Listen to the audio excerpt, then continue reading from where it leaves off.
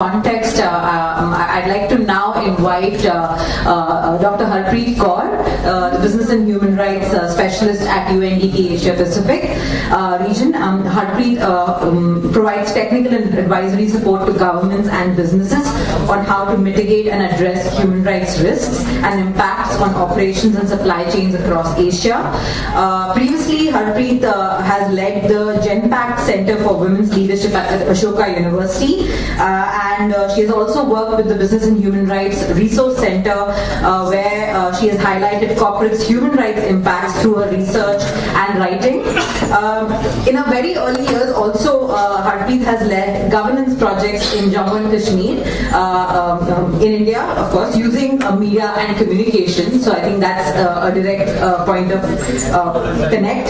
And Harpreet serves as the council member of the World Economic Forum Global Future Council on Human Rights. Thank you, Harpreet, for joining us virtually, and over to you to present the handbook which you have sort of overseen production of. Thank you.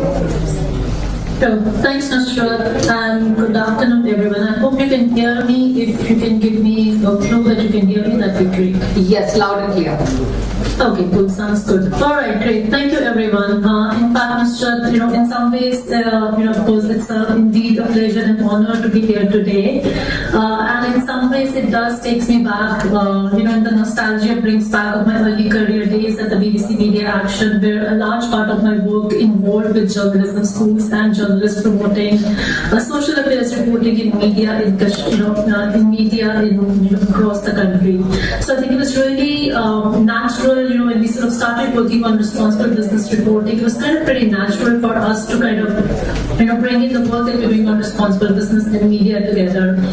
And, in some ways, though it is driven personally, I think, there is a very, very clear, demonstrable, illustrated business case for reporting on responsible business practices, and particularly for our country today. In fact, there's no day that goes by, you pick up a newspaper, in your generation, you start browsing online, and what you do see is that you still find multiple stories about responsible business practices, whether it's about ethical working conditions in the workplace or environmental impact caused by production and disposal of profitable consumer goods, stories around gender discrimination at workplace, stories of how a company dodged tax. And I think this enough related content, and you will find even documentaries and more stories on Amazon, on Netflix, and various other online platforms as well. So I think the business and human rights stories are everywhere, and this just got a reminder that I'm not sharing my slides, which just give me a second.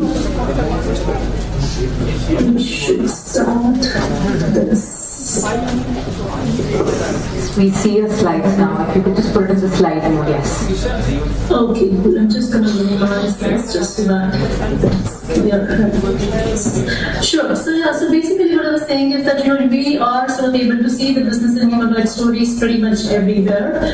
In fact, most journalists would have covered a story of responsible business at some point in their career, because a lot of work that we do, and even in a day-to-day life, there is a lot that's happening in the context of how businesses are operating, but also how businesses are responding to our needs and our demands. And think of one activity that you can do without business engagement. That's how crucial I think businesses are to our life. In fact, we see that the fashion correspondents might find a story idea while examining the equal treatment of workers in the factories where our clothes are made. A sports reporter may have done a piece on migrant workers involved in making new stadiums, and you see all of these different kinds of examples in a day-to-day life. Indeed, media can play a very, very positive role in bringing those responsible for corporate human rights abuses to justice.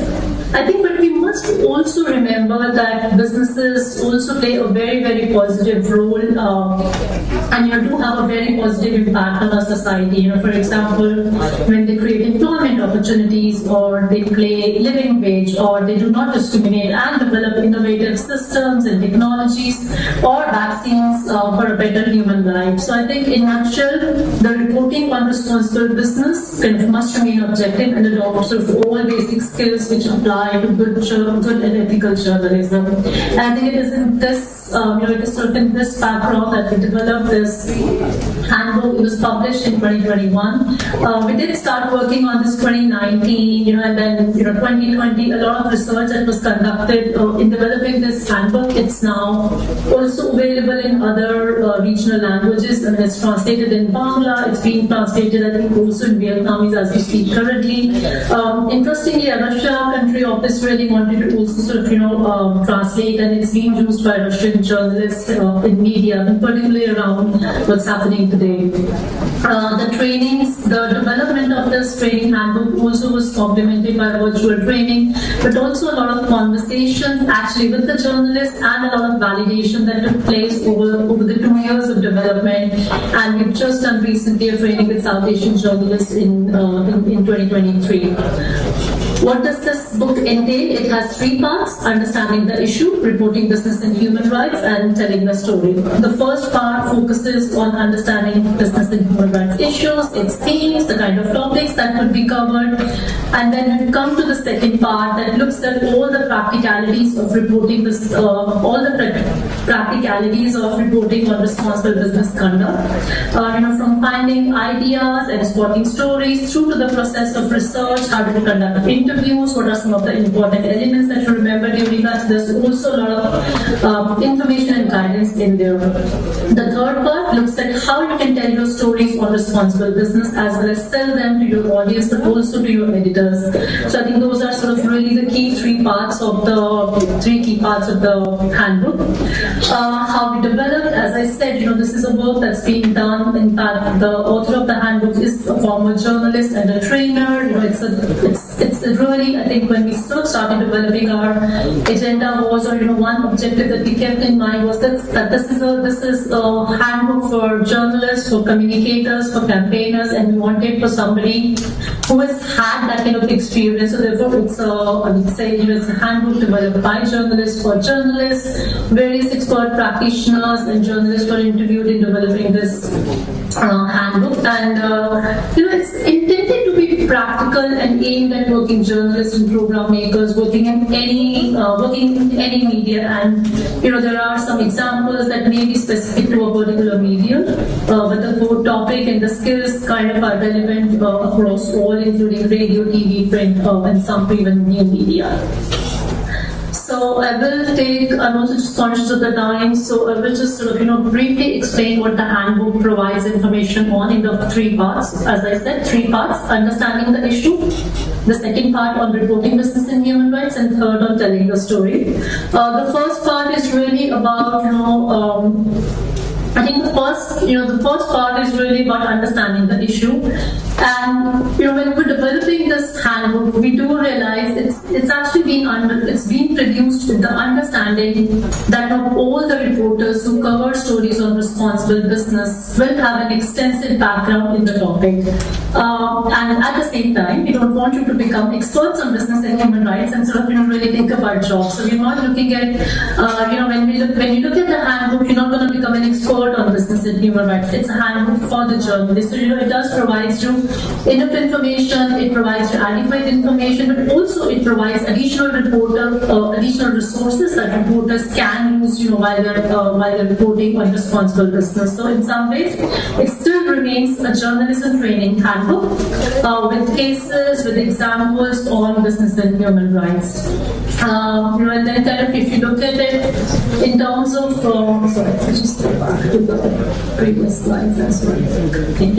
So I think the first part is really about understanding the issue. Nusrat, and I will not go in details because Nusrat has already explained what we call as the UN Guiding Principles, really sort of the most global authoritative standard on promoting business respect for human rights, or how responsible business actions must look like.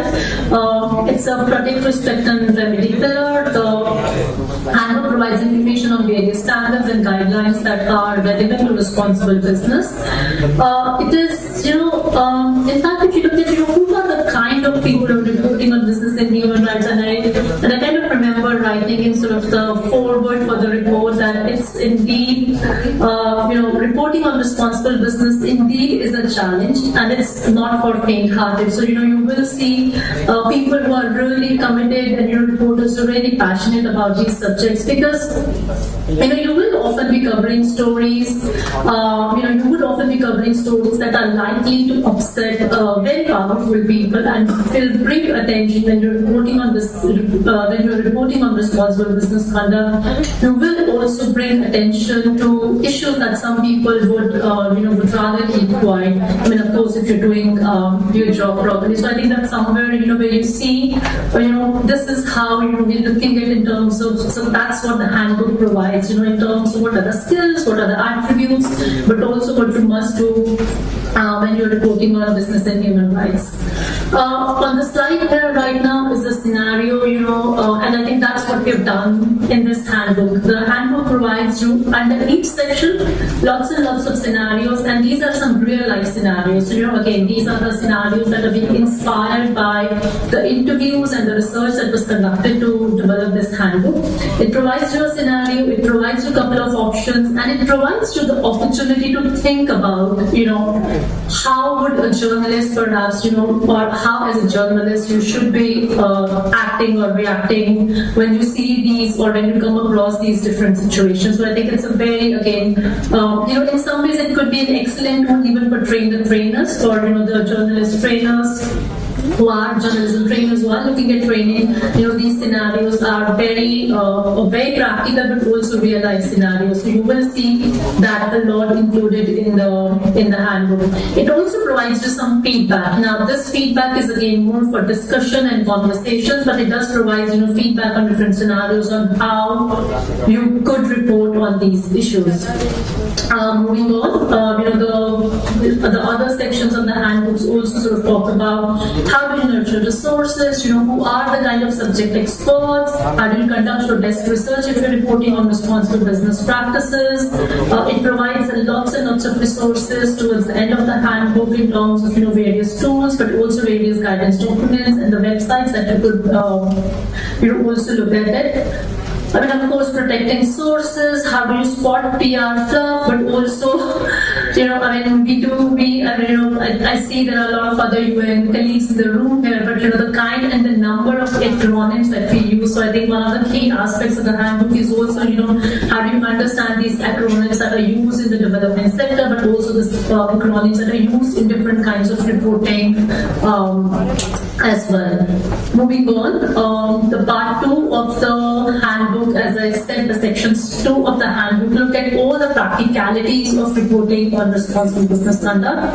Of course, to cover such stories, one will need investigative journalism skills. And I think the section of the handbook, or the second section of the handbook, thus focuses really on finding such ideas.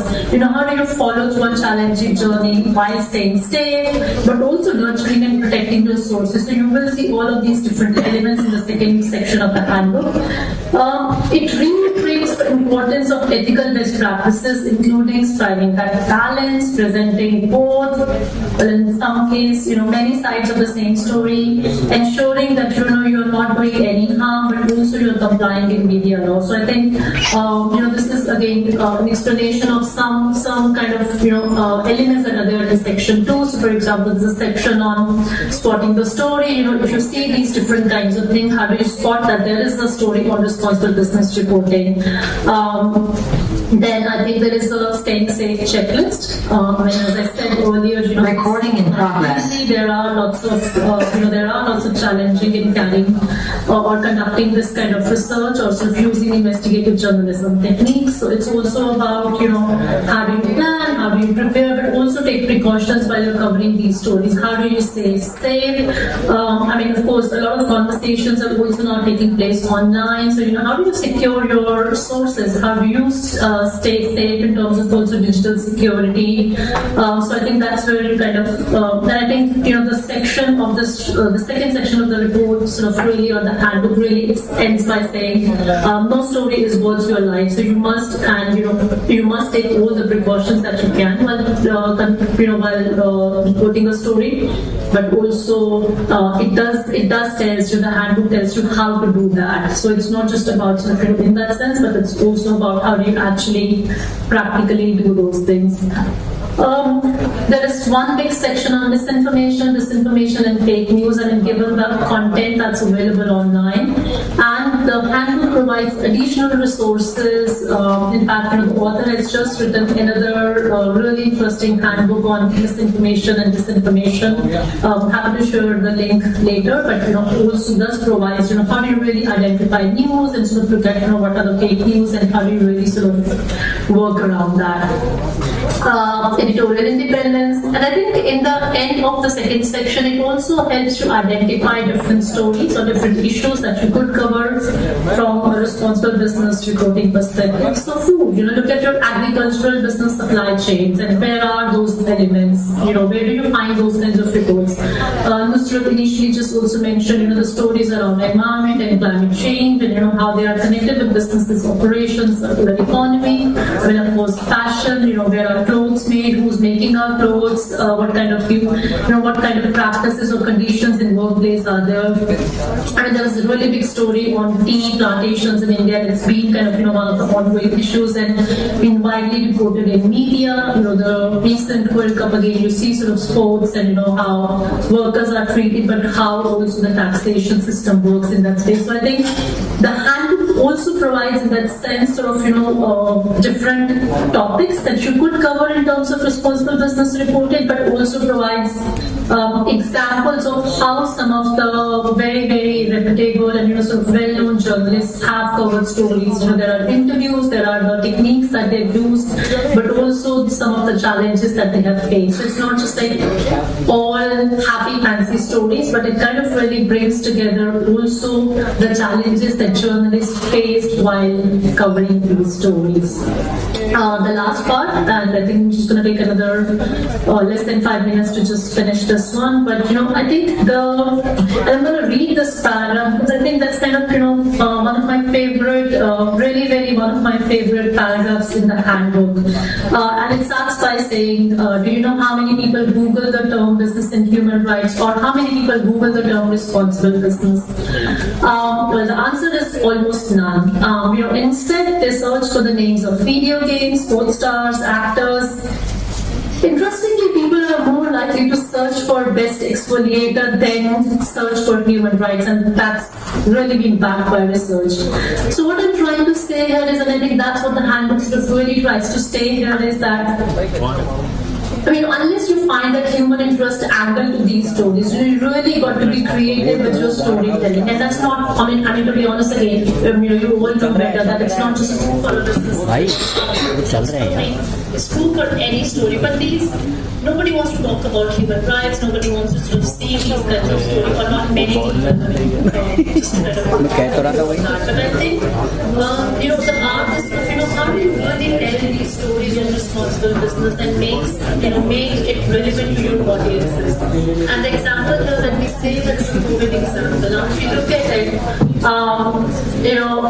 obviously there's a human interest story on how the pandemic affects lives, but also if you look at the business side of it, how the pandemic affects share prices, how the businesses worked around, particularly on the vaccination, the cost of vaccination, the inequalities in terms of the vaccinations. In India, we also saw a lot of reporting on the digital divide, also because different apps, from apps, the way that we were able to secure vaccines, but also medicines at that point of time was really, really difficult. So, how that business angle to kind of like a issue that's more relevant, for example, for health in this case. But also it really brings back to it also brings on to the conversations how the trade and investment agreements are being negotiated and the business lobby around vaccination. So you see again, you're kind of looking at a story on COVID, but you're looking at a human interest story. At the same time, you're bringing in, the role of businesses and the, of course, the positive role that businesses have played, but also in terms of some of, the challenges that you see around that time. So yeah, I think the last section on the handbook really talks about the different mediums that you can use, again, TV, print, radio, new media, how stories needs to be adjusted and adapted to different kinds of medium that you're developing stories for. It talks briefly about media law. It's not exhaustive on this, but I think it does provide some really good resources for journalists to be able to understand media law and how to stay and sort of work in that field. It provides a little bit more information on news versus feature and other different formats, and how you could pitch different stories as well. And the last section is really about creative storytelling, because I think again one of the challenges remains in terms of how do you get your editors interested in these stories. So yeah, I think that's pretty much sort of the parts of the handbook. It does provide in the end a checklist. It's a checklist that's, of course, in the context of the handbook sort of talks about more in terms of business and human rights, but it's a checklist that you could perhaps even use for any other story that you're covering as well. And with that, I think that brings me to an end on this. I'm sure Nusrat and colleagues will share the link to download the video, but I'm happy to answer any questions that you may have. Thanks, Harpreet. Can you hear me? Yes. Okay, perfect. Yes, I can hear you. Thank you for that very exhaustive presentation. And of course, we've put up the QR codes for the journalist modules on the sites here. So on your way out, you can perhaps scan it and utilize it. Like Harpreet said, I think it's a very practical tool developed for journalists who have an interest in reporting on this subject. And I think a lot of the tools, like Harpreet said, would also be useful for reporting on other issues as well. But I think one thing that became very clear is the all-pervasive sort of influence of economic activity across sectors, whether it's food, fast fashion, pharmaceuticals, and the impact on the environment and on the people. I think that's clear, and hence the role of journalists in sort of making it visible to the larger public, I think also becomes equally important. And I think with that, I'd like to also sort of jump into sort of a more discussion. We of course want to hear from you, your feedback and questions as well. And we have dedicated about half an hour for that as well. But before that, I think if we could jump into the panel discussion with our panelists here. I'd like to first introduce Vishishma Ramachandran, who will be the first panelist. Vishishma Ramachandran, like I had said, she has 40 years of experience reporting on economics and business, and that's a huge amount of experience. She's of course worked with the Economic Times for 16 years, the Business and Political Observer, the Hindu, the Indo-Asian News Service, the Times of India. So I mean, all the major publications that we've sort of heard of and sort of read all the time.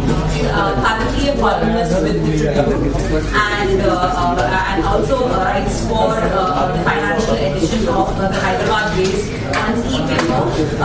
She has opinion pieces to The Voice, Awaaz News Portal, and also BizBuzz. Also Deccan Herald. So I think you name it, and she's working with them. So I think Ms. Ramachandran, given all this context, I think that has been done through the documentary, and also the very valuable tool that Harpreet has presented for students. I think my first question, and given that you are a journalist with experience on this subject, what has that experience been like? Spanning decades now, and what are some of the top 3 things to keep in mind for budding journalists who are interested in business reporting and will find it useful to keep those tips in mind? Thank you so much, Nusrat. It's a great pleasure to be here with all of you. I can see it's a wonderful group of budding journalists, and I'm reminded of the time when I started off in journalism. I know one thing is, Nusrat said 3 things. I know one thing, like you all, I was also, and I'm sure all those who joined along with me, newspapers at that time, and I'm talking about many years ago, before you were on board. So that was a time of print journalism. We didn't have digital media. There was some TV, but very little. But the fact fact is that the thinking of journalists, whether it was then or whether it was now for you, all of you, I presume that you all are very idealistic. You come to journalism for a reason. You come into journalism because you all want to change the world in some way. I mean, some of you may want to write politics, somebody wants to write on business, somebody wants to write fashion. I mean, that's fine. You want to change the world in your own way. But this aspect of idealism is, I think, what distinguishes everybody who has a passion for journalism. So when, of course, this handbook is a wonderful book. I had a quick skim through it last night, and certainly I would invite all of you to download it. But one of the things that will happen when you come to the real world is that everything doesn't go by the books, it doesn't go by the very wonderful things that your teachers have been telling you. Or even if I become a teacher, I will also tell you all the very nice things. The fact is that a person in a newsroom is faced with news editors, news coordinators, editors who have opinions of their own.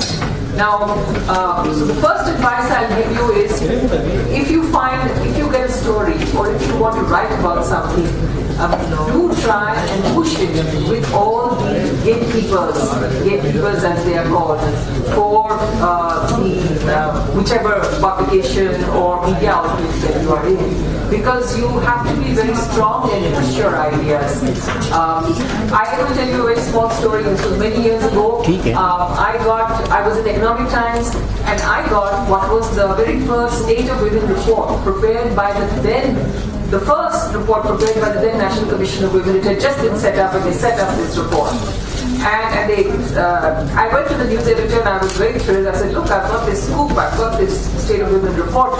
And he looked at it and he said, women? It's not. We don't write about women in Economic Times.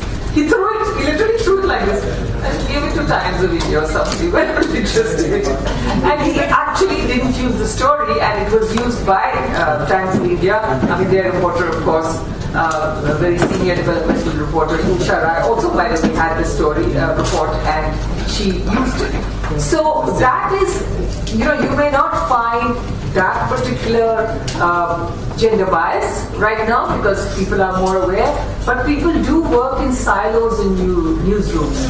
You will have people, and among you, many of you, will probably like to write on environmental reporting or sustainable development, but that's one subject. When you go to the news editor, you say, I'm writing on oil, but I'd like to write about the polluting effects of oil. He said, no, we're not interested. We want a reporter for that. You don't have to worry about it. Don't worry your head about that. So the idealism in you tends to slowly get smashed little by little.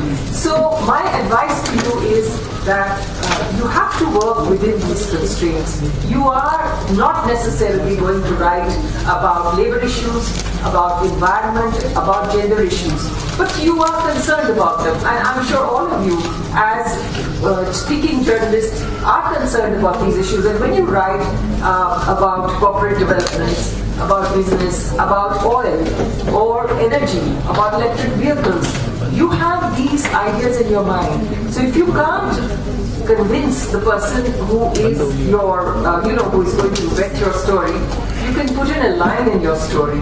Or you can be conscious of the fact that this is an issue I have to think about and perhaps try and put it in your next story. So don't forget your ideals.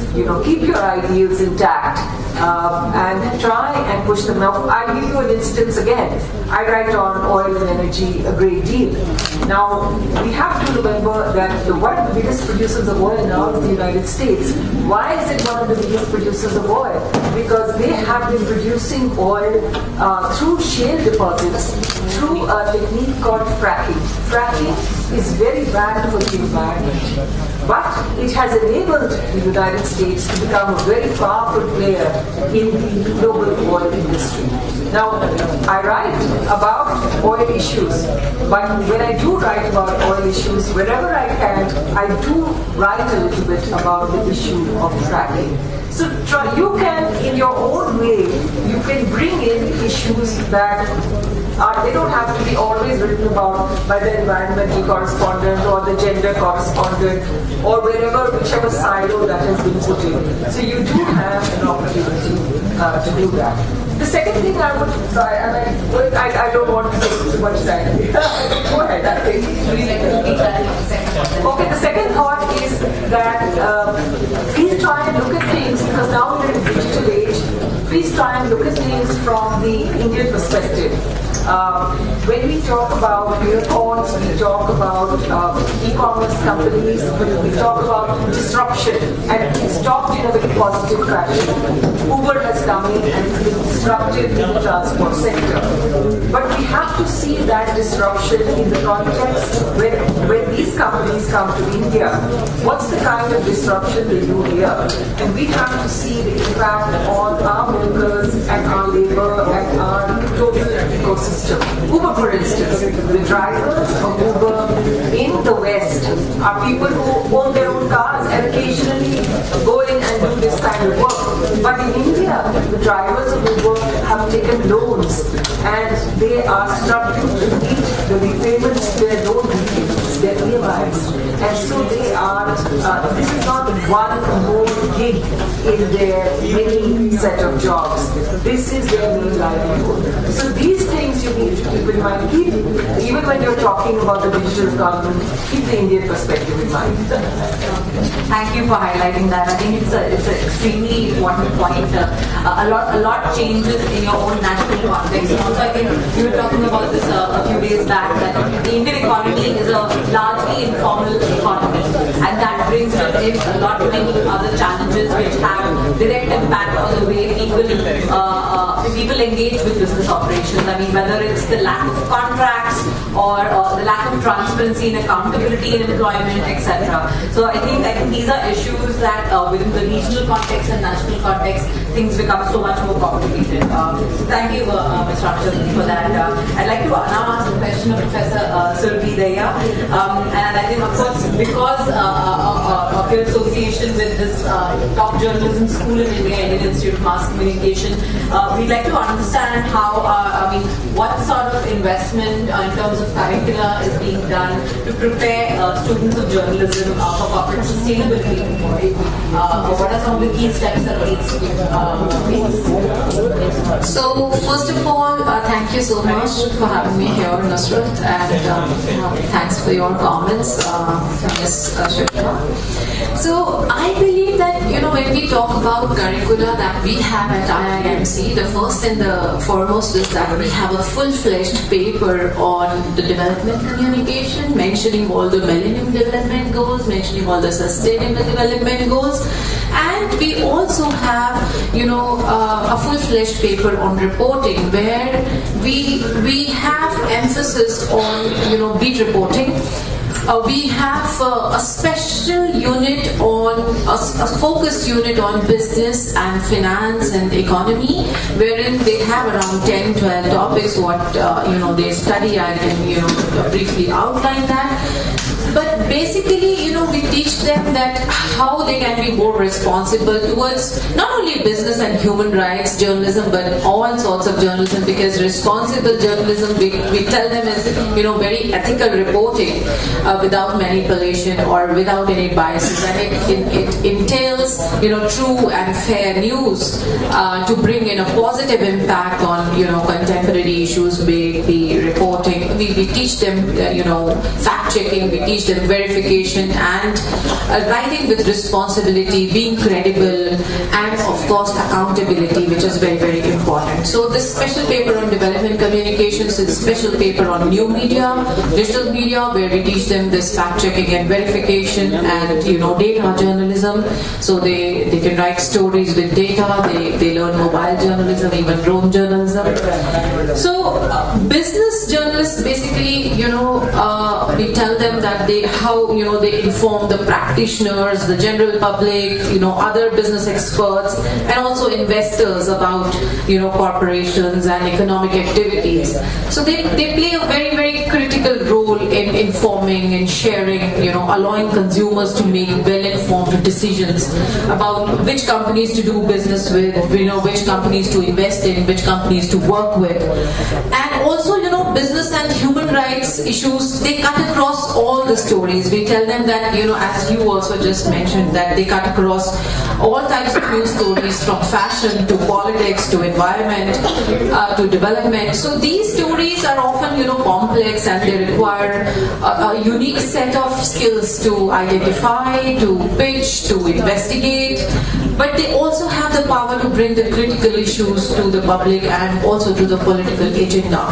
So the major role that IIMC plays in,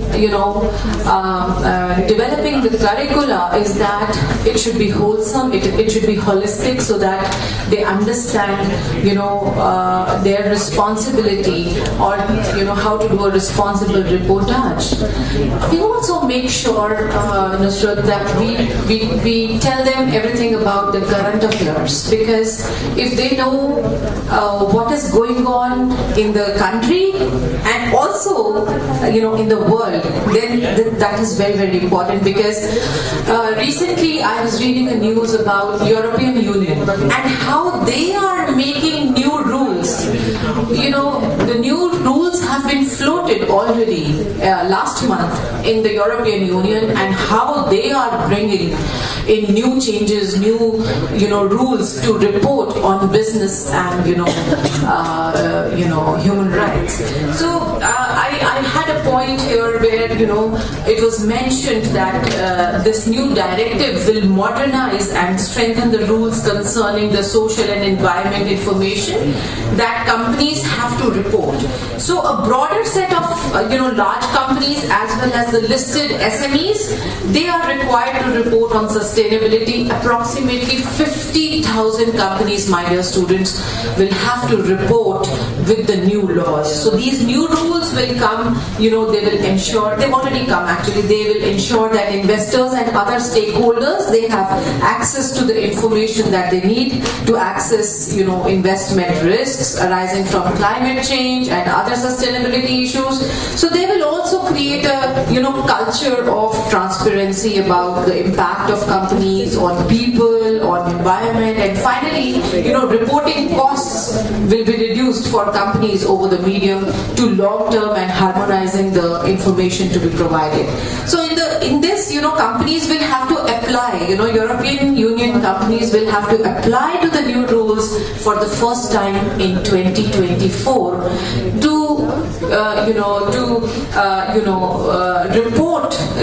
for the reports to be published in 2025. So like this, we give them live examples of across the world what is happening in all the fields, so that they can relate it to the Indian context and do some stories in the Indian context, as well as maybe comparative stories with other countries, just the example that I gave for the European Union.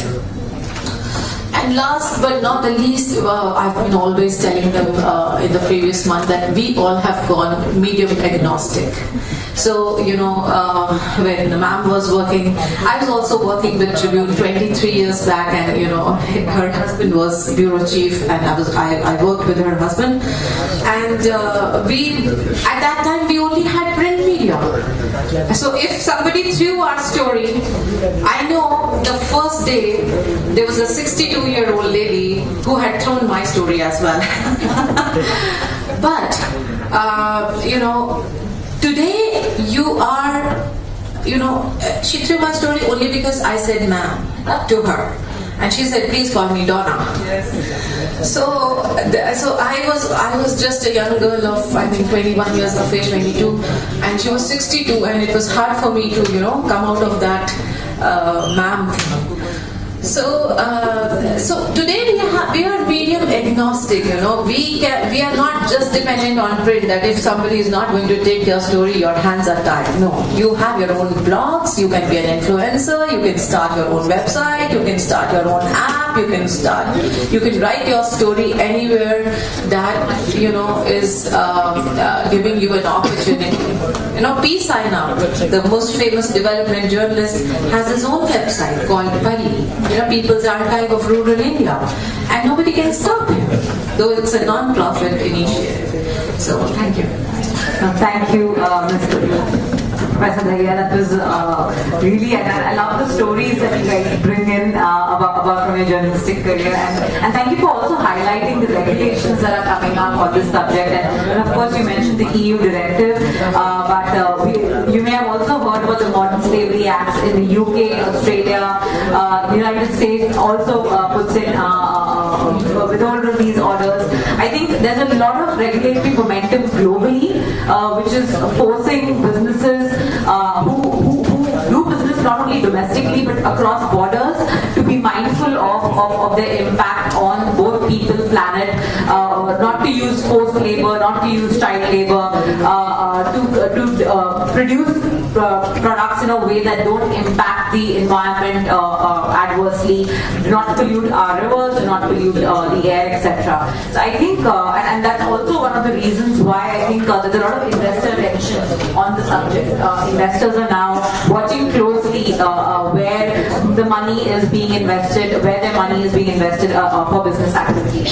And I think with that, I'd like to again bring in Harpreet back into the conversation. Harpreet, I hope you've had a little break after a very great presentation, but I think the question that I wanted to ask from you is how do we institutionalize this curricula that has been developed by UNDP for Indian journalists overall for reporting on this subject, and also some of the key entry points for journalists in promoting this agenda in India and internationally.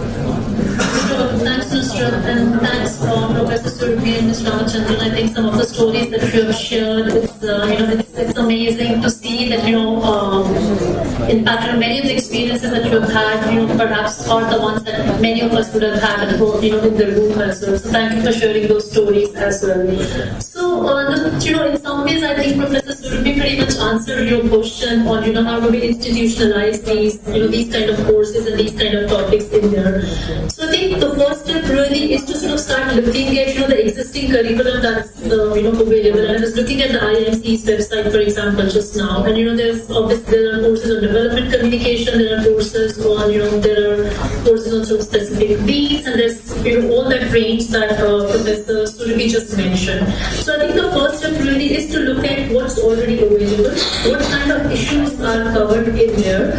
And I think the good thing, as I hear from Professor Surabhi, but also just from looking at the curriculum that's available online, is that you don't have to start from the scratch.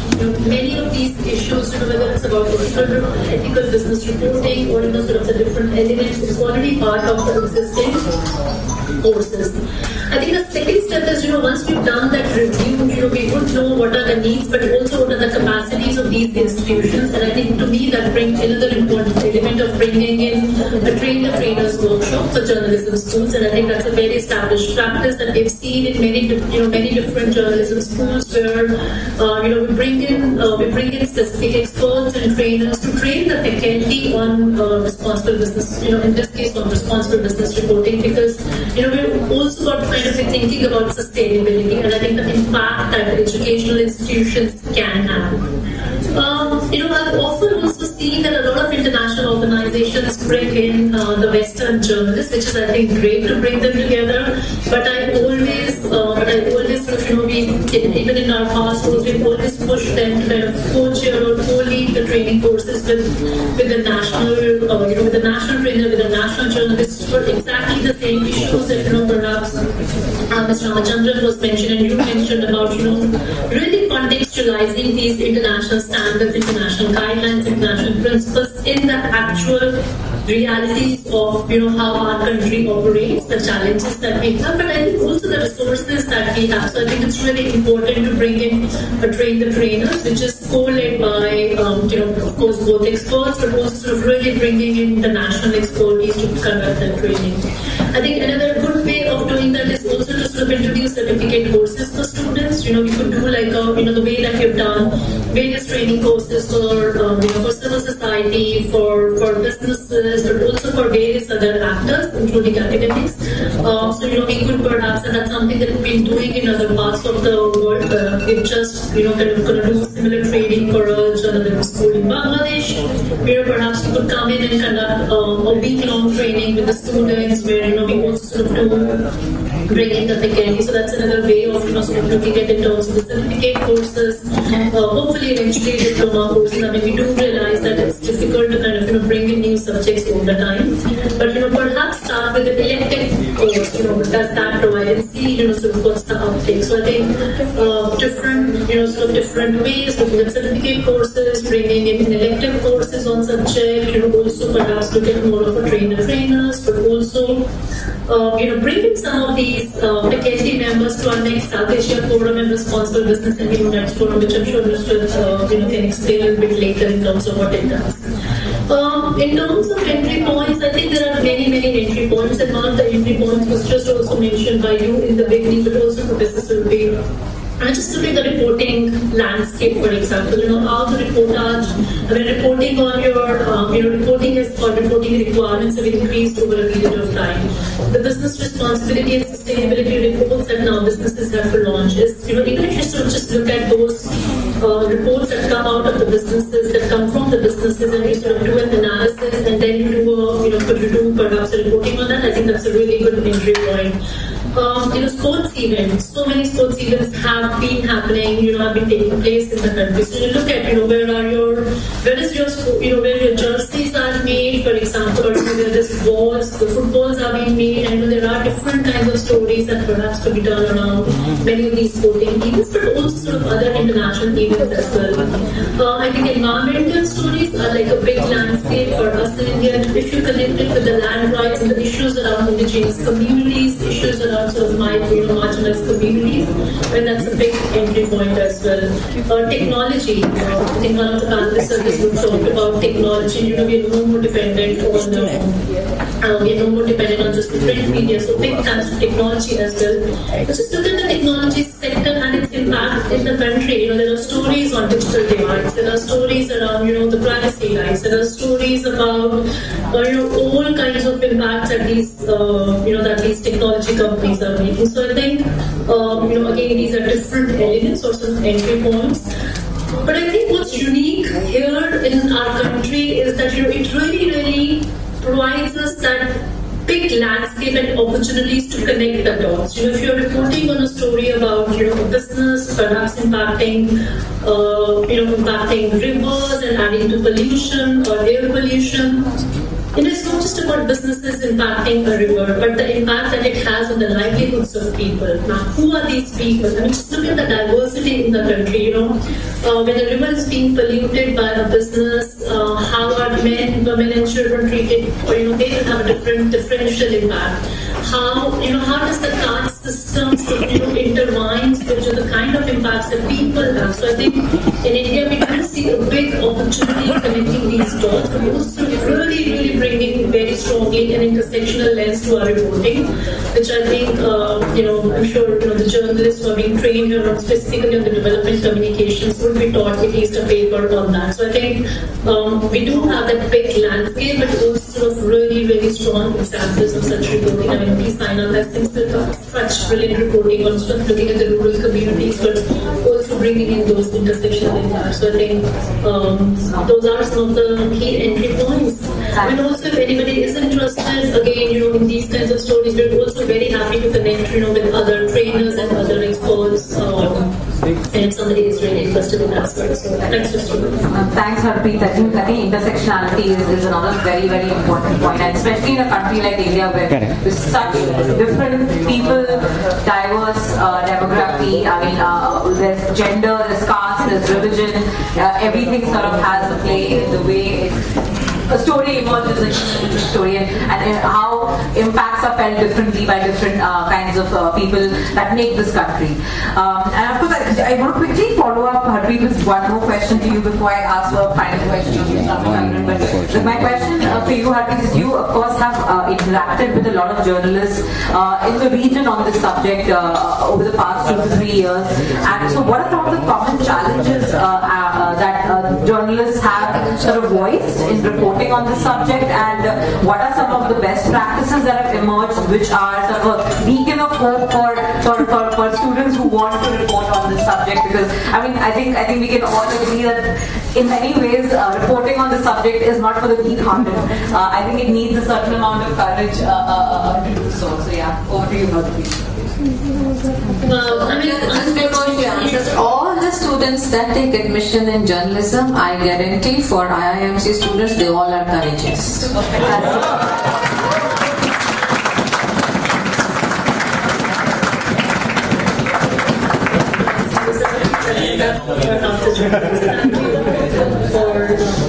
for really bringing this group together. Okay, I think in terms of challenges, Nusrat, in some ways, what Professor Surabhi and Mr. Ramachandran said, I think the situation hasn't changed, unfortunately, much, especially if you're looking at the regular meetings. I think one of the key challenges that many journalists have told us, which continues to be the same, is how do we sell these stories to our editors and to our management. When you go to the newsroom, there are all kinds of different priorities. So how do you prioritize this story? But I think it's also about, these are the businesses who are probably paying for your advertisement, which is of course, which are obviously, in some ways, these are the businesses who are actually pretty much in one way or another also running the business, running your own business, which is sort of printing out, for example, these newspapers. So I think one of the key challenges remains how do you raise voice, or how do you get your stories accepted against those who are, in some ways, in some distant connection are actually, running the entire businesses. So I think that remains a key challenge. How do you sell your stories to editor? And I think the second challenge that remains is these stories require time, right? I mean, these stories are not just about, an earthquake place or, these are not event-based stories, right? And sometimes, of course, if there's a factory fire or an incident, it is a story, but that's just the news part of it, right? But it's also about, these stories do take time, these stories require money, these stories require, different kinds of resources, especially, for example, when a story was done by the AP on Thai fisheries and slave trade, the journalists were based in that region for such a long period, but they were also spending time with these communities. So I think the resource, how do you sell these stories, but how do you then, and I think that, and how do you sort of find resources within your organizations on these aspects? So I think, to me that seems to be kind of a recurring challenge. Of course, there are other bits and pieces, but I think to me that continues happening, or we keep listening across different journalists that we work with here in the region. Some opportunities on how journalists have find solutions to this. One of the solutions was just mentioned by a former panelist here, is also just, we're not stuck to now on text. It doesn't have to go only in the print media. You could, if it is about the story, you need to get out that story, and there are many, many more different challenges.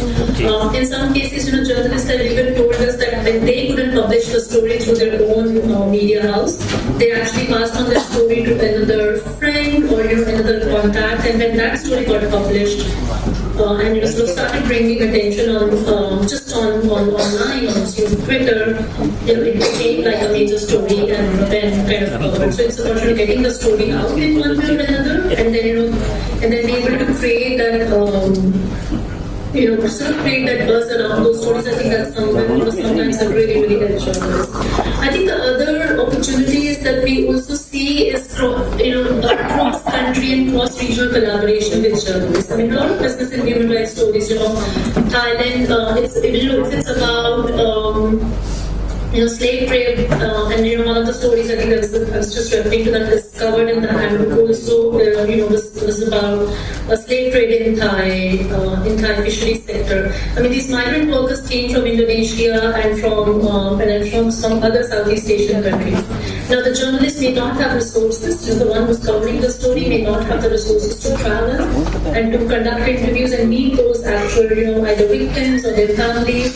But if you are able to sort of bring together and work with the network of journalists that you have, so that's also another way that they have not, when they did not have that many resources, the journalists have used the networks and the connections that they had with other journalists from other countries and sort of, take stories together. So, you don't have to always do the story just by yourself. So I think that's the second way that journalists have kind of, shared more practical examples. I think the third way is also there are lots of scholarships and fellowships that are available for particular kinds of stories. I mean, there are tons of scholarships for fellowships, for example, that are available on reporting related to climate or environment. Thomson Reuters Foundations, for example, has been implementing projects on sort of looking at modern slavery and reporting around forced labor. There were lots of scholarships and fellowships and opportunities for journalists to actually apply for funding from this. So also look out. I think it's also got to put in an effort to also find out money if the organizations are not so willing to kind of bring in. And I think academic institutions again, in the way that sometimes journalists have gone back to the academic institutions and sort of try to look at okay, if I can speak to this professor, for example, like who previously been journalists, can they connect them to other academics, who may have largely, generally we see them in journalism schools, a lot of former journalists come and teach. So you also kind of use that academic institution, I think, as a connecting point. So I think these are some of the ways. But yeah, as we said, it's not easy because it does require some critical resources. Thanks, Aditi. Yes, of course, it's not easy, but I'm glad that we have a bunch of courageous journalists sitting here to do the job. Moving on to the final question before we we're hoping that you have questions for us. So please be ready. But in about a minute or two, if you could just summarize for us, Ms. Ramachandran, why does responsible business reporting matter in a country like India, which is in many ways the leader of the global south, also the leader in economic development, currently the only country, or I think the only second country in the world to have a GDP of 6+. Why does it matter for us so much? Well, I think the answer is probably known to everybody in this room.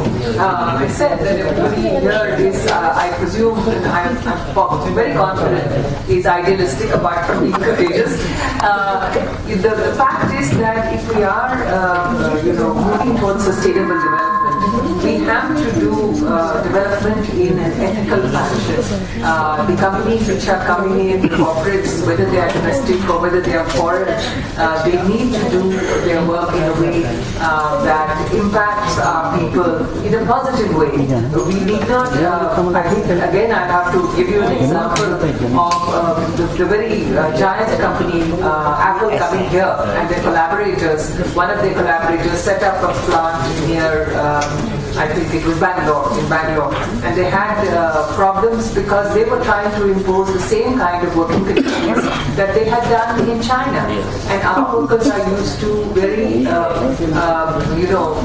very normal, what we would call labor terms and conditions that are laid down by our government, and an 8-hour working shift was increased to 12 hours without telling them, overtime wasn't given, and what upset me just before coming here was that I saw a report which talked about Wistron leaving, and it said Wistron, one of the reasons it left was that it could not adapt to the local work culture. No, it's not local work culture. It is the laws of the land as far as labor is concerned, and the question of human rights as far as workers are concerned. So these are the reasons I think we don't have to spell it out. India needs to have development, but we need to have development in a way that is ethical and sustainable. Thank you so much, Mr. Ramathan. I think that's a great way to sort of summarize it. But I think questions from the floor, and you could, if you could just ask your question, identify yourself, and also address it if it's for a particular panelist, that would be grateful. And we really want this to be a dialogue, honestly.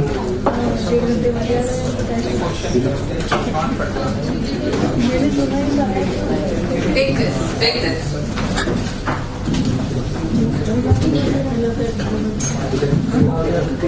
Hello, ma'am. My question to Susma Ramachandran is the documentary that showed by the UNDP reminded me of JNU days.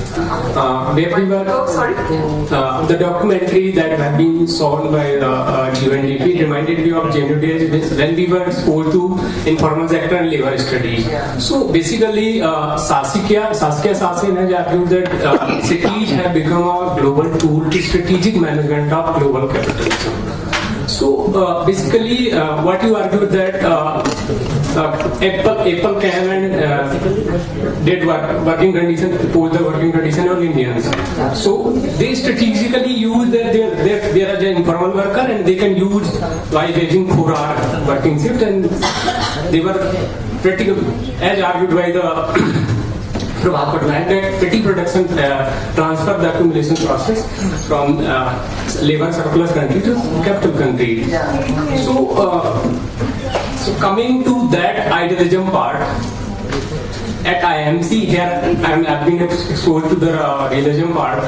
That is when I got to interview some labor who are working on like platform work, Swiggy, Zomato, and so they said that we have no work union, we have no trade union, and we are not allowed to do because the company will fire us. Number one condition. And when I said, can I get your quote? He said, no, please don't publish. On the one hand, when I am ready to publish, and he is saying that don't publish, I will lose my job. And you have issues too. You are putting in dilemma. What you should do? It's a very good question. Sorry, which was the company? Sorry, Didn't get your name. sorry. Mahindra. Mahindra ये कौन सी company थी? Zomato. Zomato. Zomato. Zomato. Okay. So you asked them, you got the information and they said don't quote me. But couldn't you write the story without quoting the person? But the credibility of the story, obviously, that goes down. So this is a problem. Every reporter faces this problem because you have a story, your contact is not prepared to be quoted, and therefore, unless you get the quote from somewhere, your story is no longer credible. That's where your work starts. आपने एक आदमी से बात किया, वो क्या नहीं है कोर्ट के लिए, आप दूसरे के पास जाइए, उसी कंपनी में, या तीसरे के पास जाइए, या चौथे के पास जाइए, या किसी को जो उन लोगों को जानता है. So you have to. This is where a journalist must be creative, and you want the story. You have seen that there is a story there. They are doing things wrong. They don't have a union, trade union, and you need. This is something that a journalist should write about. But as I said, this is where you have to be creative. This is what happens. This is real life. When journalists come across situations like this, we have to try and knock on all the doors, as they say. Look for various options. So you have to look for other sources, other employees, other employers, any other ways. That's where your search begins. Factories are no good. Factories are no good. That I appreciate. Factories are no-go zones. But that's where the hunt starts. A good reporter is somebody, देखिए, the general perception आजकल में is कि media में जो आप देखते हैं TV पे और मूवीज में, जर्नलिस्ट बहुत हाई प्रोफाइल होता है. वो बहुत या तो आदमी है तो he is very good looking, the woman is very pretty and they're extremely well dressed. और आप अगर एंकर्स को देखें वो भी they are like that. But a true reporter who gets good stories. I had a colleague, a very good friend. He was very short, very quiet. He would sit like this. and he would go into offices, nobody would notice him. Nobody would notice him, and he would make friends with somebody, another person sitting there, and they would share a cup of tea. And he would get information from people like that. He got the best stories. The best reporter is the one who is the most anonymous and who actually does not talk too much and isn't very high profile. That's the person who gets the good stories, you know. That's where the work starts, as I said. Harpreet, do you want to say something? Yeah, sorry, I've got my hand raised, but I wasn't sure if anybody is also looking at Zoom as well. I think, again, brilliant question, and, Mr. Ramachandran kind of pretty much answered in some ways. कि मैं जब आप देख रहे हैं आप story, आपने सिर्फ एक से बात करी, but आपने जाकर, आप उसकी वेबसाइट पे देखिए. Actually, there is a All India Gig Workers Union, और बहुत ही active है union. Formally आप unionize नहीं कर सकते हैं on this particular issue right now in the country, but उसमें काफी काम चल रहा है, right? तो आप, क्या आप उस एक story को लेकर can you go back to the other workers union? ठीक है, अगर आपको gig workers union आप नहीं निकाल पाए अपना कोई कॉन्टैक्ट, आप किसी और यूनियन पे जाइए, किसी और यूनियन से बात करिए, बिकॉज बाकी आपको दिखेगी बहुत एक्टिवली आपको दिखेंगी वर्कर्स यूनियन. आप किसी और वर्कर्स यूनियन के पास जा सकते हैं, आप उनसे फर्दर कॉन्टैक्ट दे सकते हैं. तो आप हम लोग इसको स्नोबॉल सैम्पलिंग बोलते हैं रिसर्च में कि आप एक कॉन्टैक्ट से दूसरा कॉन्टैक्ट और दूसरे कॉन्टैक्ट से तीसरा कॉन्टैक्ट निकालते हैं, अपना नेटवर्क वाइड करते हैं. So, this also goes back to कि आप अपना कितना रिसर्च और डीप कर सकते हैं. So I think, अगर आप अभी भी इंटरेस्टेड हैं स्टोरी में, आप you can go back and look at the All India Gig Workers Union. We've been in touch with many of these unions and some of the workers in the past for our sessions. Very happy to make in touch with this.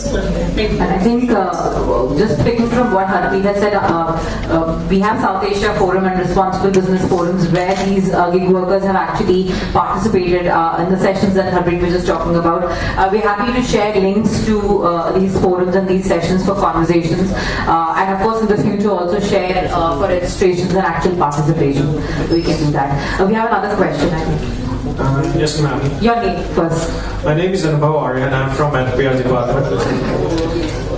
So my question to you is, we live in Asia Pacific, as you know, this region is quite cultural, it's conservative, it's got cultural heritage as well. So how does the UNDP support vulnerable groups such as women, indigenous communities, and migrant workers in the context of business and human rights? This is the question I have for you, Nusrat ma'am, as well as Harpreet ma'am. Harpreet, do you want to go first? Sure, happy to do that, and perhaps again it's a very, very interesting question, also because English has a lot of cultural relationships, but of course we look at the universality of our rights. How we support our work on with the vulnerable communities, there are many different ways that we work on it. I would like to keep my examples, particularly in reference to the media work that we're doing, not just what we're doing, but perhaps if you want to share kind of more wider examples. I'll give you an example. When we were organizing journalism training for regional, journalism training for South Asian journalists on reporting on business and human rights, in March this year, we actually proactively went out and reached out to the communities and to the groups who work with women and other people from marginalized communities. And we've had communities come from as far as. And we had somebody coming in from Quetta and various other remote parts of the country, where even English was not the first language of communication. So that's where I said, we bring together also local journalists so that people can speak and communicate in the language. And the trainings could be conducted in the language that the participants understand. So I think that's one way of looking at it. If you again look at the report, if you look at the training handbook, you would find sessions or you would find sections on how business and human rights stories are also stories about gender justice. So you do see a lot of that work. We do conduct a lot of trainings, particularly focusing on indigenous communities, creating, building awareness, but also building their creating awareness, but also building their capacities. On, for example, using the grievance mechanisms in the countries. We have this toolkit which is called as Roots to Remedy toolkits, which is actually can be used by anybody, in 7 jurisdictions in Asia. India is one of the countries. They can go to this website and find out, sort of really report on the issues that they're facing, but also being able to sort of look at, what are the kind of grievance mechanisms that kind of, what are the kind of grievance mechanisms that are available for them in that country. So we do help, as I said, in creating awareness, building capacities. In some cases, we also provide small grants to them. So, for example, a lot of our work in Bangladesh has been with the women garment factory workers. Just to sort of give you an example. In some parts of the, again, sort of been looking at in some other parts of the country, a lot of work has been with the indigenous communities as well. But really also in some cases we provide them smaller, low value grants to also push that agenda.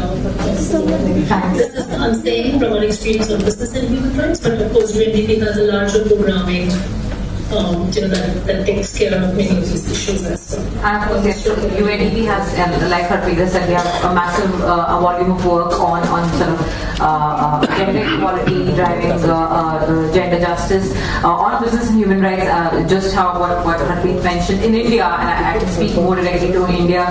We also have a small grants program where we engage directly with beneficiaries on the ground, and we are very mindful about actually reaching out to women. We make an extra effort to reach out to women beneficiaries. For example, very similar to the work in Bangladesh, in India as well, we work with women garment workers, women garment factory workers in India. We worked with them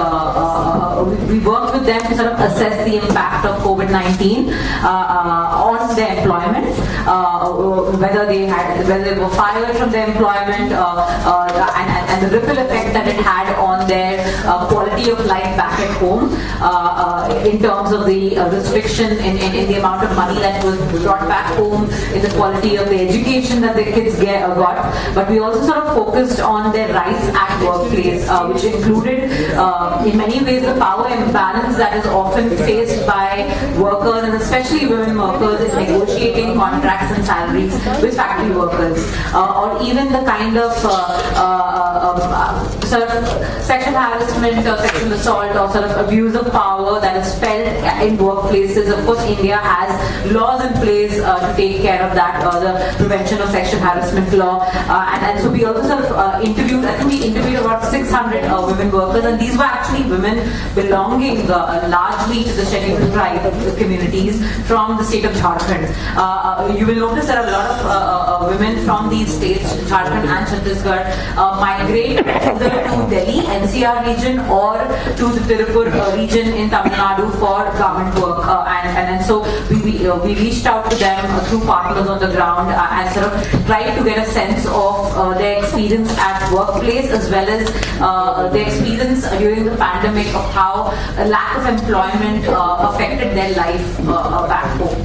And of course, and we continue to sort of work with young people as well as people who are marginalized in many other ways through our programming, and of course the media and journalists Harpreet has already spoken about. But yes, there's a larger body of work which caters only to gender equality, to driving gender equality, not only in business spaces but also across in life overall. Yes. Hello ma'am, my name is Raja and I am from NPR department.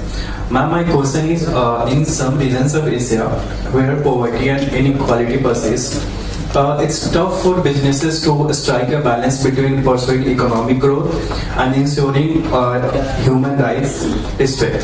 So how does business and human rights Asia navigate or ensure sustainable economic growth in those areas? What are the tools business and human rights use to ensure sustainable economic growth?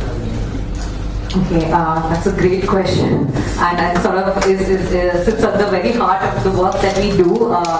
Harpreet, should I take a shot and then I hand it over to you to sort of give a more? Yes, please go ahead. Perfect.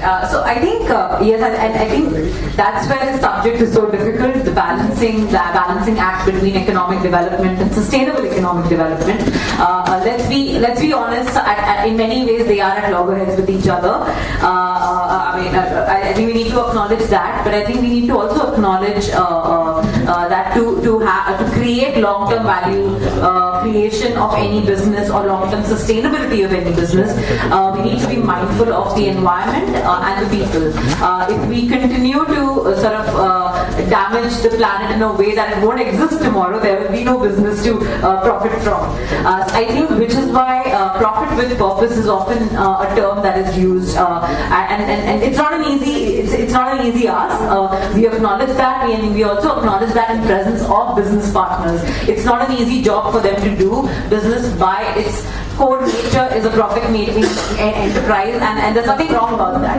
I think so. It's not about demonizing the private sector, but making sure that we work with them in a way that balances profit with the needs of the people, the planet, and the communities for which it operates. So, which is why I think one of the speakers in the documentary says that they're not only economic actors; they are social actors, and I think there is a responsibility to play on their part, a huge one. Of course, supported by the government. Governments have the primary responsibility to respect the rights of the people and also the environment in which we live in. But that must be supported by the private sector. Coming to the questions on tools, UNDP and the UN Guiding Principles document that we made reference to provides great guidance on how businesses can do this without hurting their profits, so to speak. I mean, there are processes like the human rights due diligence process, which isn't, I mean, in easy language, it's a way, it's a constant check on your operations to identify what are the biggest human rights impacts that you will have in a business operation. For example, if I am an extractive company, I am likely to pollute the environment. I'm also likely to have perhaps an impact on land acquisition, because you can only mine an area after acquiring it. So I think it's important for businesses to do an impact assessment of which are the rights, because I mean human rights are, the spectrum is huge, and you will likely affect a subset of that spectrum. And once you are aware of what are the rights that you have an impact on, the conversation, the next step is to prioritize which ones will you mitigate first. For example, I mean, if you're a garment factory, I mean, if you're an international brand working on clothing, then the rights of child labor used to be an issue in the garment supply chain at one point. So you identify the risk and then work with your suppliers across the supply chain, which is your factory workers where you source this material from the very beginning. Work with them to make sure that there is no child employed in the supply chains. So I think it's a step-by-step process, and UNDP has of course developed tools for the private sector to help them sort of prioritize their human rights risks, and it is also an ongoing process. We also sort of reassure our business partners that it's not like there's a magic wand and they will solve all problems at one go. It is a step-by-step slow process, and they must invest their time if they really want to create a business model which is sustainable and profitable at the end of the day.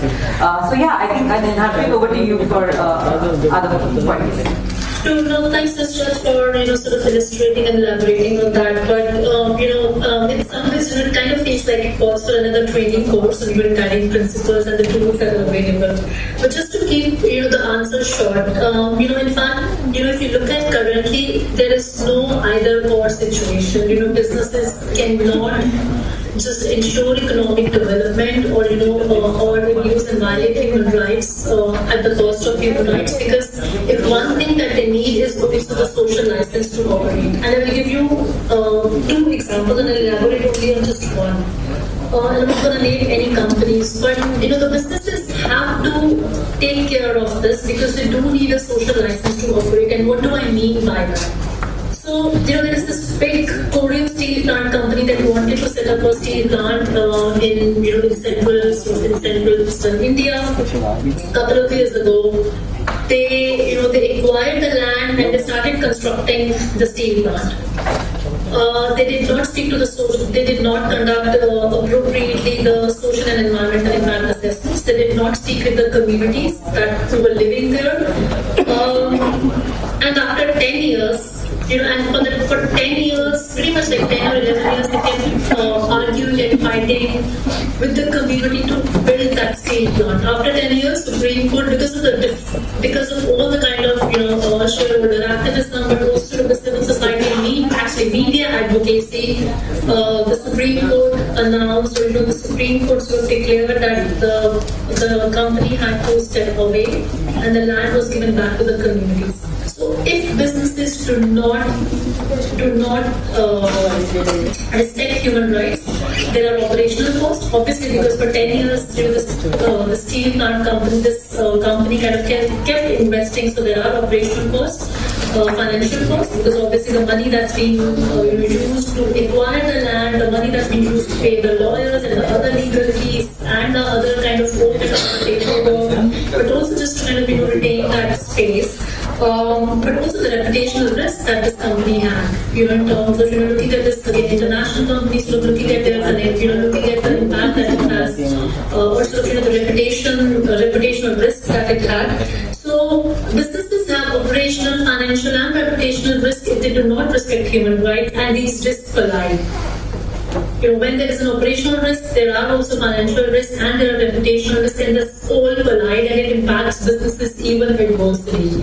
So, there are other examples of big mining companies in the country itself. I can give at least 50 more examples where when businesses did not respect human rights.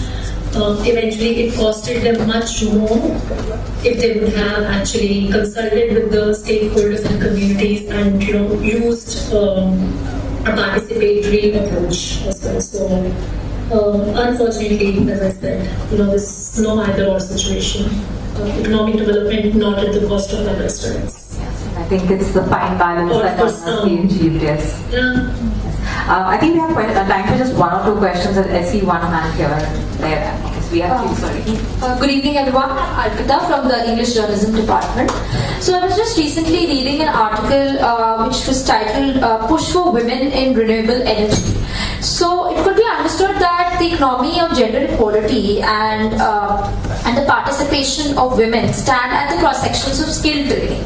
And it's of course we have, like in the South Asian region, of course we have made significant progress in terms of skill training for women and like their empowerment. And as one of the speakers in the documentary also said, that it's not about trickling down but also like empowering. So there still remains a large section of the society, especially I'm talking about women, who have very limited opportunities because definitely the taboos and the prejudices still exist, unfortunately. And when we are talking about STEM courses, very little percentage of women are part of the STEM courses, which is directly related to business and human rights as well. So my question is that how, as young journalists, and of course how we can intervene in this, and how UNDP is also like intervening in this, because definitely we are having these conversations and that's a great step in itself, but unfortunately it doesn't really sort of go down in a way that we want to. So yeah. I really want to invite Harpreet. Harpreet, I know you've done some work on sort of gender in boardrooms, but if you want to take a break, I also want Ms. Ramachandran to weigh on this also, because yeah, no, I think I'm happy to answer, but I'm sure, Ms. Ramachandran and Professor Surti can definitely add their perspective as well. They're perhaps much better placed than I am, in experience on that. First of all, thank you for bringing that question, to this conversation here. In fact, in some ways you did also answer, the question. The answer of your question is in one of the comments that you mentioned, which was around sort of the gender norms and the social norms. I think, we all forget that businesses do not operate in isolation, right? Businesses are operating within our own societies. People who are running businesses are are the people from our own communities where we see patriarchal, where we see patriarchal and social norms that in fact that perpetuates inequalities and discrimination, and gender discrimination. So I think big part of it is not just about changing the business culture, changing the business practices, but it is also about changing those, the culture. It's a big cultural shift. It's not just bringing in. I mean, even if you bring in many of these companies have excellent policies. Even in my previous positions, Nusrat mentioned that I was still, working where I sort of, worked on the Center for Women's Leadership, and I came across many really good companies that had excellent policies, but even practices on, gender equality. Many of these were technology companies or the big fours. The challenge was sort of the gender norms within, because it's not just about sort of bringing in a policy and a practical change, but it's about really changing the culture. I think what needs to be done is, I think the conversation on gender equality in the boardrooms and in the businesses needs to move from a human resource problem, which I call, to a human rights issue. So it has to be like, if you look at all the conversations that are happening in the context of businesses and business operations, we're going to have like 33% women in this quota. We're going to look at inequality in terms of numbers, but it's not just about the numbers. It's about really shifting and pushing for that culture where there is a culture of equality and dignity as well.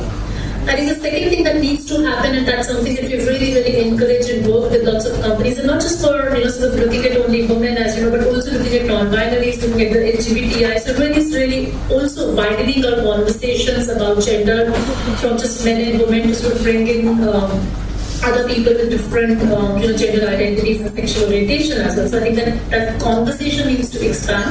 But I think also the part of it is about creating that enabling environment within the businesses. As a businesswoman and because I was a leader, and I'll give you again an example from my own personal life. When I walked in, I had no help with childcare that day. I had a young daughter. I just no other option but take her to a board meeting. And honestly, people were like, oh, you're bringing your child and have a daughter to these parties. You're really setting an example. It's great to sort of see you doing that as a leader. A couple of weeks later, another colleague who was a father, he also had to bring, because his wife had a really important meeting and he couldn't take her, and the wife couldn't take the child to this important meeting. But the father brought their child to this meeting, and it was really frowned upon. So it's also about, you cannot have different rules. It's really about creating that enabling environment and sharing that care responsibility. Eventually it comes down to whose, the care responsibility lies on women, and I think that's what needs to be sort of really, you need to have conversations about what our businesses doing also to push on these care responsibilities of providing that enabling environment to make sure that the care responsibilities are equally divided. Between both parents. Thanks, Harpreet.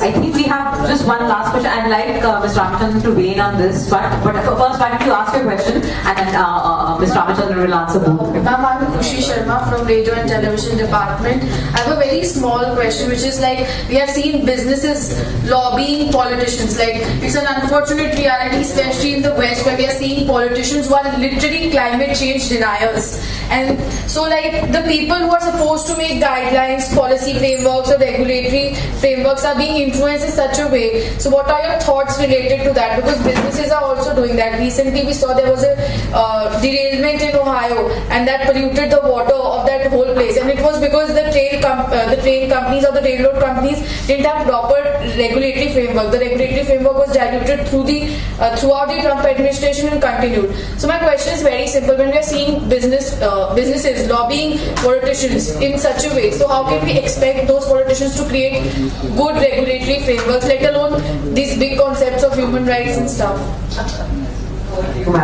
Yeah, so there are two questions. I'll take first the second question and then answer the other one. This issue of lobbying, actually, this is something that's not just in the US. I mean, lobbying is done by all corporates in India also and in every country, and it's legitimate. They are fighting for their requirements. And they have to try and inform politicians who very rarely know the nitty-gritty of it. Now, bureaucrats or officials who are handling it may know, but politicians don't, and they try to influence politicians. So they do have, I mean, lobbying has a legitimate role in this whole ecosystem of development. At the same time, I have found, and this is my experience, politicians also will not blindly follow a particular corporate lobby. They also have a responsibility to their constituents. And if a particular corporate lobby, wants to do investment in, for instance, their constituency, yes, they are very happy to support them. But if that particular corporate is not going to do something that will help their particular voting bank or voting constituency, they might like to support them, and they might even be given financial inducements, but they will not do it. In fact, I have found for some time I was in an NGO dealing with healthcare, and we had to deal with the then Delhi government. And somebody told me that this particular health minister is not going to do your work because you're an NGO, you can't pay him off, he's a corrupt man, and he's not going to do this program, the health program. But in fact, I found quite the reverse. The bureaucrats were very resistant to the new healthcare program, but the minister, who recognized that this is a program of improving nutritional, not just nutritional issues, but improving the health of his constituency. His constituency is Delhi. And he said, he overruled everybody, and he said, yes, we must go with this program because it is going to help him in his particular constituency. So politicians are not as bad as we think, actually. They are responsive at times. And yes, of course, one does come across, we do have also, on the other hand, you have NGOs, activists in favor of climate. So they are also doing their lobbying. Of course, I appreciate your point of view that there are these climate denial people. But I think in India, if you look in India, you will not have many corporates who take that kind of approach. That's an approach actually very, let us say, very American kind of. But you don't have so much of it in India. Corporates do try at least to appear to be sensitive to climate issues, to environment issues, to gender issues. And now we come to your question about gender issues. That, why aren't we finding more women in particular areas? I think this is, of course, related, goes right back to education. And if you find in higher education or even in elementary education, you find that the educational system provides more opportunities to women in the areas of science and mathematics.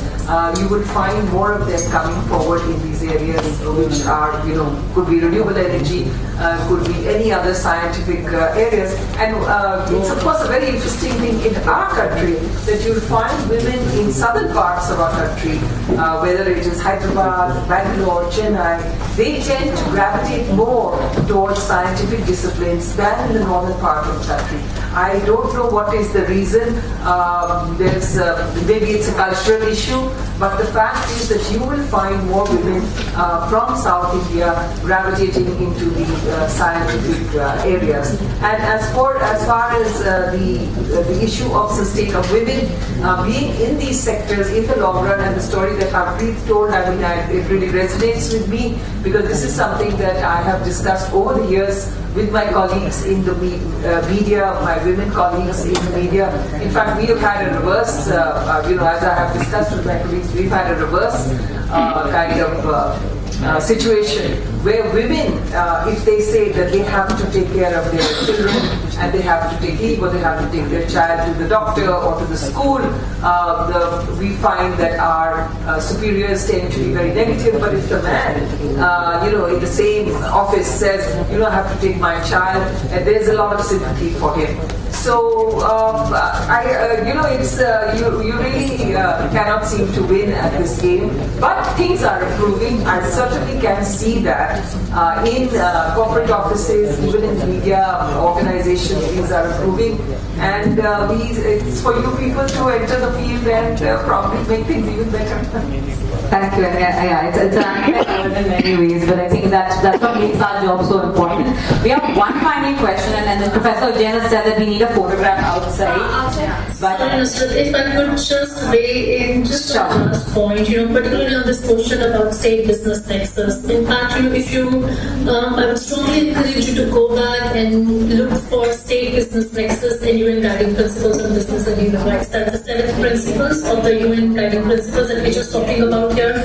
And exactly what it talks about is the role of businesses, particularly the state business nexus that it is, and how it impacts human rights of the communities as such. So I think go back and look at that. But also just remember, I was looking at the handbook and remember this, reading the statistics here, it says 69 of the top 100 economic entities are corporations, not countries. Your businesses are even more powerful than governments right now. So go back and look at this data, and you will find a lot of this information again in the handbook. Sorry, Ashok, I know we're running behind. Please use the QR code. Quickly, the last question because we're really running out of time. नमस्कार ma'am, सम्मानित मंच और सभी गुरुजनों को सादर प्रणाम। Ma'am, जिस प्रकार से आपने लोकल लैंग्वेजेस की बात की, वो हम भारतीय भाषाओं के लिए बहुत ही खुशी की बात है। मैम, मेरा सवाल एक डायलेमा को लेकर के है कि जब लेबर लॉज को कठिन किया जाता है तो इंडस्ट्री पीछे चली जाती है, और जब लेबर लॉज को हल्का किया जाता है तो जो लेबर्स होते हैं उनकी सोशल सिक्योरिटी कहीं ना कहीं प्रभावित होती है। तो इस स्टेट के लिए जो ये डायलेमा है उसको आप कैसे देखती हैं?